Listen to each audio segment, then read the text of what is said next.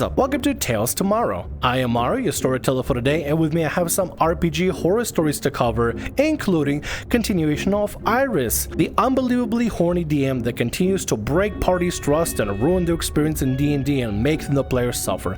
We got Rogue's take on some of the Iris's doings as well. Go ahead and get yourself some snacks and get ready for a story.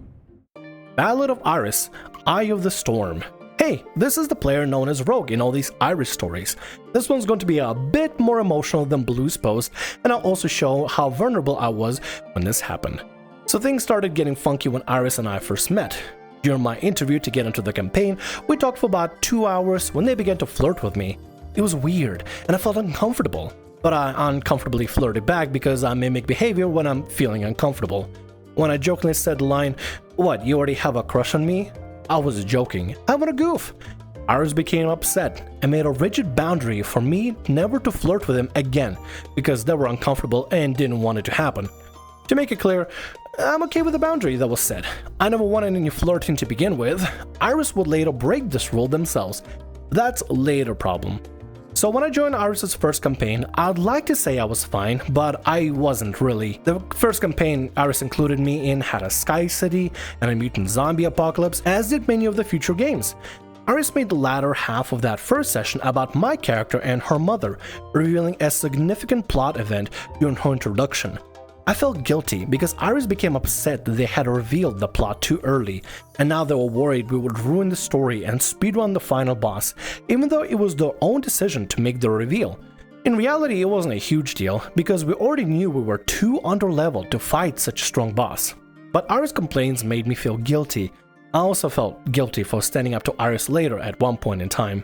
Standing up to people and calling them out can feel kind of bad, but you know what? I think anybody will give you a pass for calling out Iris, especially if you start seeing red flags and stuff, then you should call them out. Not everybody is good at confrontations or calling somebody out, but I feel like it's always good to at least be aware of this sort of bad behavior, instead of having the entire group, including this poor Rogue here, be tortured by Iris by all this nonsense and this guilt and everything. At one point, Iris was my only friend. I was very lonely and having a rough time at the cusp of adulthood. I wasn't close to anyone else, so standing up to them and putting my foot down rocked the boat a little. You see, Iris had a nasty habit of kicking out players, and in a Sky City campaign, they kicked out a person for a stupid reason. Juggernaut left the mic for about a minute to grab their dinner from the kitchen. I told Iris that was unfair, and they got annoyed at me. Although they did not snap at me, they did realize I was right and eventually apologized to Juggernaut, but did not allow him back into the game because it would be too embarrassing. Oh, is it too embarrassing to make mistakes, Iris, and be called out on those mistakes? Oh, yeah, I see how it is. God forbid you want to just like, hey guys, can I just go grab a drink for a minute? Hey, can I go pee? I'll be a minute away. You have a timer put up. The grand boss timer before you get kicked out. Piss within a minute or you're gone from the game. God, that sounds insufferable. Iris, only her time matters the most. Every other player, screw what they want to do. As I mentioned before, I was incredibly lonely, so I let Iris get away with a lot of stuff. I was desperate for friends, and I didn't want Iris to kick me out of the group as I started to get close to everyone in the group. Over time, Iris's attitude worsened, and they began getting annoyed whenever I disagreed with them. They would snap at me. "You're wrong. You don't know what you're talking about. You're not thinking straight. Do you have coffee?" It wasn't that bad, but it did hurt my feelings. One moment that stands out was when I resisted when they were trying to make one of my characters into a dark fairy tale campaign an actual vampire. She would have to kill and consume a person every day and just derail the party's plans, forcing them to travel at night. Basically doing a lot of stuff to make it harder to travel, not to mention the party probably being mad about the murders. So when I started not to like the idea of killing a crap ton of people, Iris got upset when I said I don't want to do this. They got so upset they snapped at me, yelled about me making a mistake and that I should never play a warlock again. And we silently sat there after they deleted the character sheet. I'm an anxious person who asked, did I make a mistake? They said yes. Iris, you're the worst. Rogue, you didn't make a mistake. And I understand that you want to have friends. I completely understand. But see, this is the reason why people put up with Iris for so long. Iris is almost like a major, terrible pain in the ass caveat to people having a good time, or making friends, or having fun experiences. And then you get moments where it's like, well, it's D&D, even with Iris going on, and then people just have that, frog in boiling water mentality where they just kind of deal with the adversity continuously because, well, they just want to play D&D, and it's the worst, dude. That's the worst. You didn't do anything wrong. And also, don't let a dickhead like Iris tell you not to play Warlock. Listen, I may be a little biased, as my very first character, me, Morrow, is a Warlock, and I think Warlocks are really cool. Play whatever you want to play. Do whatever you want to do. And just remember that anytime you have a DM that acts like Iris, you call them out. Because you have the right to be angry, you have the right to be upset, you have the right to demand for the DM to treat you, a player, and other players with respect, some semblance of reason at least. What Iris is doing is horrible. Iris is the kind of person that wants to be able to control everything and everyone. They are a vile snake. At one point, Iris accused me of being unable to play my character correctly because I was starting my period. They had a creepy interest in that part of my health as well. Oh, Jesus fucking Christ. Iris, why do you say these sort of things? What the fuck is wrong with you? Also, what is that about obsession with your period? What? Oh, I hope it doesn't get creepy, but we all know it's gonna get creepy. So that's when we started to bring in our mediator, Blue, the original OP. She's a fantastic person, and she wanted to see the best in Iris, but also protects me because I was very young, 19 at the time, naive and clingy. So during the moderation, Blue settled us down, trying to get us both to think straight, and we patched it up. The thing is, it became a habit that they would do something terrible and snap at me and would go to Blue to moderate the conversation. Blue would talk some sense into Iris and tell me that I'm justified in my feelings and need to communicate more. Well, during one of those conversations, Iris decided to take advantage of this and started to twist the words in her favor, saying that I'm a liar for not communicating my feelings very well, saying that it's my fault for not telling them how I feel. Blue tried to put a stop to this as soon as they noticed, but it was already too late. Iris felt justified. A liar for not communicating your feelings well. Well, yeah, of course people are not gonna be able to communicate the feelings well when you're like, Iris is like a cudgel in a social situation, just beats people over the head with this metaphorical cudgel until they get what they want. Of course people are not gonna be able to talk around you when you just beat people senseless socially. Of course they're not gonna be able to do things like that. Iris, you're the reason why people can't talk normally. Well, you're the reason why people have anxiety issues. You're the reason why people have issues expressing themselves and putting themselves out loud, because as soon as Rogue mentions something, Iris just starts screaming, what is wrong with you? You're in your period. Thank God for Blue for being there. Seriously, Blue, OP, appreciate you being out there to look out for Rogue, for real. Iris is a solo boss that you can't face solo. You have to have somebody there, which is I'm happy that Blue and Rogue were there for each other for this, because good lord, dealing with this on your own sounds like madness. So to explain the complications during the first mediation, a while after that, Iris admitted to having a crush on me. Just a small one, but a crush. In hindsight, I noticed that with the way they would have these incel characters flirt with me. The first time it happened was with the vampire warlock. This dude she was flirting with to get information, and she led him to a spooky lake. He couldn't take no for an answer, so she killed him because she was the ruthless kind of uncaring creature. Iris then retaliated by making him immortal and giving him the ability to always track my character. Then it started to happen more with the Barbie Barbarian character and my Rogue character, who I'm named after. And it was just really awkward after that, mainly because before the crush confession, they would say things to embarrass me because I had my phone on speaker all the time on call. They would say, and I quote, Rogue, I care so much about you, and I think you're a genuinely good person, and if I live closer to you, I would date you. So yeah, that was awkward. What made things more embarrassing is, if you scroll back to the top, they told me not to flirt with them when we first met. Remember when I said I had to flirt with the character for my vampire character? Iris had this cute little rule that you had to flirt with them, not the NPC.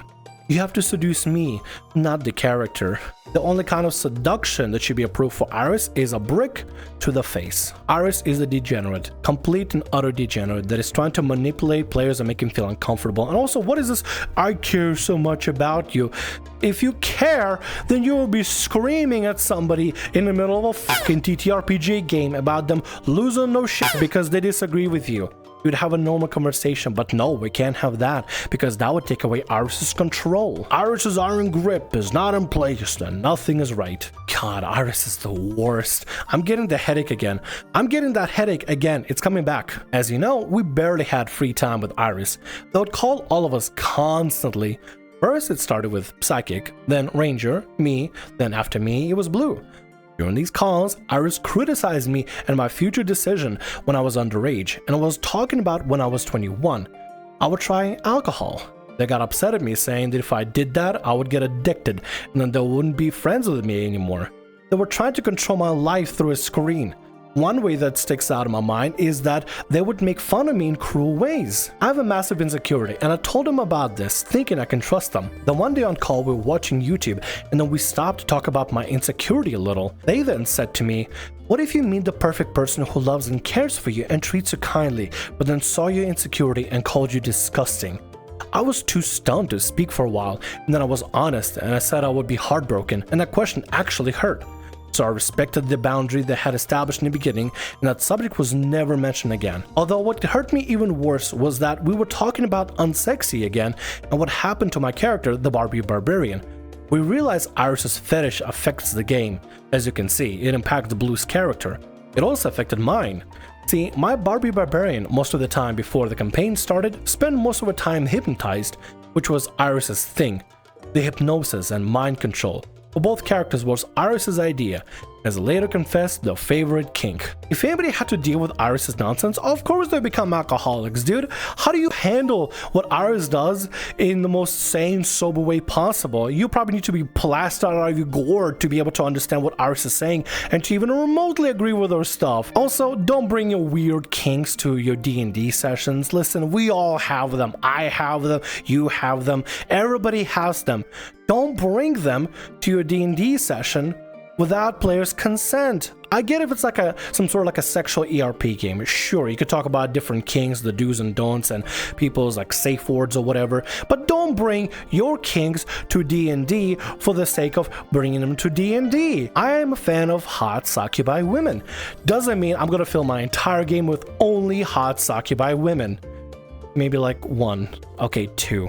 Anyway, Rogue, I'm so happy. I'm genuinely happy that you and Blue met through this whole disaster and that you can be each other's support group and hopefully have friends to this very day, because good lord, I could never imagine one person handling Iris by themselves. Iris is like the most obnoxious, annoying world boss that you simply cannot take on alone and try to exploit you, manipulate you by like saying, "Don't drink alcohol, you become an alcoholic, I won't be friends with you again." That's a manipulation tactic. Or them talk about your insecurities. That's also another manipulation tactic. It's a way for them to try to uncover what you're vulnerable to and then use it as your weakness and to find a way to manipulate you in some fucked up way. And it's terrible. It's awful. What Iris is doing is awful. What Iris is doing is awful. It's terrible. It's not right. And to be honest, it really should not be supported. I don't know how people could even support Iris in this sort of situation, because good lord, Iris is insufferable.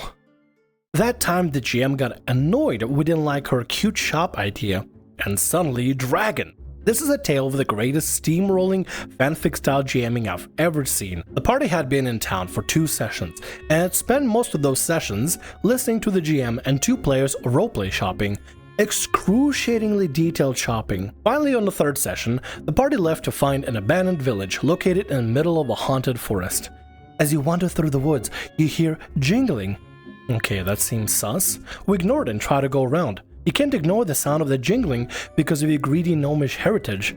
Wait, what? There was one gnome in the party. We go around it. You walk toward to the jingling and find a kobold merchant with a massive turtle whose shell is his cart.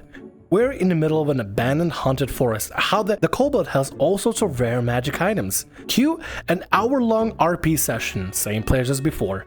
The rest of the table zones out pretty quickly and starts trying to befriend the turtle instead of engaging with the shop. The GM is getting obviously annoyed we aren't interested in shopping episode part 3. Shopping RP is cool and all, but there's only so long you can have shopping RP for, right? Not everybody wants to be able to interact with every single shopkeeper, and sometimes people just want to get those stuff and get out. Traveling merchants are cool and all, and I like the idea of the GM putting a lot of the work into making like a friendly shop where they can get some cool items and stuff. That's really awesome. It's really cool. This literally spent 2 sessions role-playing shopping. How do you spend so much time? Like a full session for TTRPG, which I mean on average those can last anywhere between 4 to 6 hours. On shopping. 4 to 6 hours of shopping twice. So anywhere between 8 to 12 hours shopping, and you want to make us do more shopping? You can't do that. You aren't allowed to talk or touch the turtle. Screw it, we keep trying to befriend the turtle. The barbarian gets close enough and goes to pet it. Make a con save. Barbarian gets a 22 total. You fail and are petrified. The kobold and the turtle are an illusion. It's actually an ancient bronze dragon. We level 6. Hell no, we are out. We leave and drag out Stony Friend along with us. You aren't strong enough to move the body. No checks, no way to problem solve. You have to pay the dragon 250 gold and apologize for unpetrified barbarian. Otherwise, they need to roll a new character. That's the first time I've seen a DM actually put in like a, you don't want to do what I do? Dragon, punishment. It's the same thing as a DM just kind of rage quitting saying, rocks fall, everyone dies. You know they have those shop simulators where you can actually run like a virtual shop in the game? I think the DM should play that. DM refuses to remove problem player. This is my cry for help. I, 22 female, have been a part of a long time running D&D group for about 3 years or so. I like to preface that these are good friends and I maintain that I don't have any personal feelings against them. However, throughout these 3 years, problems have been arising in our sessions, from small issues like consistently getting vocally irritated during longer combats to major issues like players deciding to end sessions early without the DM's consent. Has become progressively frustrating as sessions continue. Oh wow, that's quite a bad situation. This sounds like a really bad case of lots of problem players, not just one problem player. Or maybe just one problem player doing it, or instigating it. For the sake of privacy, everyone's names have been changed as well as their characters. Our party consists of 5 people. A half-tabaxi monk, an undead artificer, Felix, a half-tabaxi fighter, S, an elf bard, and a halfling fighter, me. I'll get into details of how each of them are problematic in their own ways. For context, this is not our first campaign together, but the issues are persistent across all of the campaigns that we have been together in. Before this, all of our campaigns have been very structured, appropriate to the point where it was almost impossible not to progress each session. It's not to say railroading is a good thing, but this helped the party of relatively new players to get a footing. What wasn't good was they had formed a reliance on being guided across their sessions. Due to this, on starting our newest game, which had a lot more room for exploration, the players have been struggling to get the main story moving. This has led to having to tell players the answers to puzzles, as well as reminding them of crucial character moments that they have forgotten. It got so bad the DM created a public document with a list of all the character names, and even with this document, they frequently misname NPCs with the distinct features. All of this to say, I've been spending all of my time within this session to push forward the story. When I'm absent from session, the DM tells me that the story not only does not progress, but also regress on occasions from them forgetting key details and having to work backwards. The worst of this has been when, in one session, they took the NPC that only I have talked to and effectively kidnapped her to try and chemically engineer a plot hook with no regard for the consequences. For visual, they dragged this character to multiple places and NPCs and confused the character, and S effectively dragged her to a place where she was not allowed to be, placing her in harm's way. Since I was absent from this session, I was unaware of the damage they were causing to a relationship I'd worked hard to establish. This sounds like a disaster. This sounds like a chaotic disaster. Why is the DM allowing this thing to happen? Hold on a second. Yeah, hold on. I got a question with the DM. What is the DM doing that just allows the players to do these sort of things? You, as a DM, have the control of the narrative, the story, and how the pacing and how things are going. If you don't want players to regress in the story, then just don't let them. Give them another plot hook to follow. Give them another, sprinkle the breadcrumbs for them to follow along. Why are you allowing players to bumble about, and why do you just allow them to regress the story because one player is missing? I don't understand this. In the past, it had not only been a matter of poorly executed play, but also a commitment to character that makes them forego morality. As an Asian woman, I try to include a little bit of myself in my characters. In short, the topic of tea comes up with the session after coming across a particularly awful blend of tea. For the sake of the audience, I will not mention the brew in detail. Az saw my look of disgust and promptly asked, "What, is tea important to your culture?" Before Az could apologize as they were intended to, they later admitted, Felix interrupted to tell Az she doesn't need to apologize. I want to preface that everyone here had good intentions, but they are often very hurtful, and in all honesty, they do not fit the playstyle of the current campaign. If they don't fit the playstyle of the current campaign, then you should probably talk to the DM about this and let him know that this is an issue, or talk to the players directly, be like, hey, can you just not be jerks over this or something? If the other players are indeed a problem, then this needs to be addressed. You can't just let this go on, just because it's going to be like a bad ride, right? It's going to tumble off down the hill and then it's going to crash and burn. You gotta address this stuff ahead of time with the DM involved and other players involved and try to talk this out of character. I know it's not their fault sometimes, but it's easy to say that in hindsight. They fall into the habit of speaking their immediate thoughts to the frustration of both me and my DM. Our DM is constantly interrupted with questions about the very thing she's about to explain. It has gotten to the point where combat has become flavorless because of the constant interruptions to our DM speaking. It has started to drag out our sessions, and combat has become a rare occurrence due to lack of time. This disrespect has extended not only to the DM, but to the other players. Then why is this not being addressed and being shut down immediately? If they're aware that this is a problem and an issue, then what is the DM doing without addressing this and curbing this? The DM has the final say in what's going on at the table, and if they tell somebody to just knock it off, they should knock it off, and if they're still not knocking it off, kick them, remove them. If there's a problem player that's causing this, or problem players that are causing this, you need to either tell them to stop, or you just remove them out of the game. Simple as that. We have discussed these issues individually with the players and also in collective settings about the disrespect and general D&D playing issues, but since the time we have brought out troubles to them, not much has changed. Role-playing remains somewhat hostile between characters, and extended amounts of time gets wasted retracting covered steps. Oftentimes, players refuse to share information they have with each other, leading to misunderstandings and stalling of progress. Well, then it sounds like people that are causing this problem need to be told to either stop or be removed. Like I said, it's festering. It's only getting worse. And even though you're aware and the DM is aware that this is a problem, if nothing is done about it, it's one thing to recognize the problem, but then you need to also act on the problem to try to fix it. If nothing is done, it just festers and just gets worse and worse and worse. And then nobody has fun, and then it crashes and burns and everybody's unhappy. DM has run other sessions with different groups with me, and the perceived character hostility turned out to be non-existent in these other groups. Additionally, we'll make tenfold the progress that we usually do in regular sessions with these other groups. An idea is starting to form that maybe this group we've been with for a long time was not ideal for this campaign. However, the DM is insistent on not swapping out the frequent instigators of issues. I understand the sentiment, but neither of us have been enjoying a session with our regular players now for a very long time, and I believe that she has to make the hard decision to kick out the players. Yes, kick them out. That's what you should do. If somebody's instigating an issue over and over and over again, whether it be one player or two players or more players, you remove those players from the game. Because sometimes people are just jerks and they don't want to participate in stuff. They don't want to make merry. They don't want to be involved in things. And they just want to bring, I don't know, misery, annoyance, because they think that's the play style. And they don't realize that you need to be cooperative instead of antagonistic. This is my cry for help. We already tried communicating with them both in private and together. We'll make it clear that these are issues, but nothing is changing, and I'm not sure what the solution is anymore. Kick them out. At this point, our main solution has been running games with other people in a campaign setting. All it has done is make me realize how painful our regular sessions have been. Even as these go on, none of these regular players inquire anything about what had happened. They don't inquire because they don't care. Kick them out. We're very public about these sessions we're holding. Now it seems our regular players don't care about the campaign enough to even ask what happens. Perfect, they don't even care. They don't give a shit. Kick them out. There have been other guest players. It has been better. It's gonna get better when you kick him out. Please, I can't be the person holding together a 5-player campaign anymore. How can I go about convincing my DM to change players? Well, first you gotta tell the DM that they need to be kicked out. Explain to them this is the only way these people bring nothing but misery and strife and make the experience for the table worse. They need to remove them, get new players in.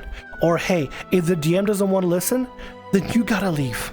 Because if nothing is changing at the table and the DM refuses to kick the problem players and remove them from the game, best for you just to leave then. Join a different group, a different GM that's actually going to listen to the problems and try to do something about them. Listen, I'm not saying you should put an ultimatum, but you should really tell the GM, right, if anything, that, listen, if this is going on, then I don't know if I can be at this table. I want to be able to have a good time, and we know what a good time is. You and the GM already played at a different table where people cooperated and worked really well. You know how good it can be. You know how good it can be. Then you need to set the standard, set the boundary, and force your way to have it as good as possible and not let the problem players instigate and make the experience worse. You and the DM already experienced that it could be better. Make your environment at the table be something you both can enjoy. And that starts by removing the problem players from the group entirely.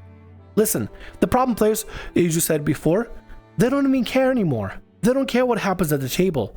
So remove them and replace them with people that do care. And with that, that's gonna be all our stories for today. I want to thank you very much for watching, and thanks so much for being here. If you like what I do, consider subscribing to the channel and leaving a like. Also, if the RPG Horror Stories ever goes down, or if you want to submit your own personalized horror story, email is down in the description below. I'll see you again in more Tales tomorrow. Bye-bye.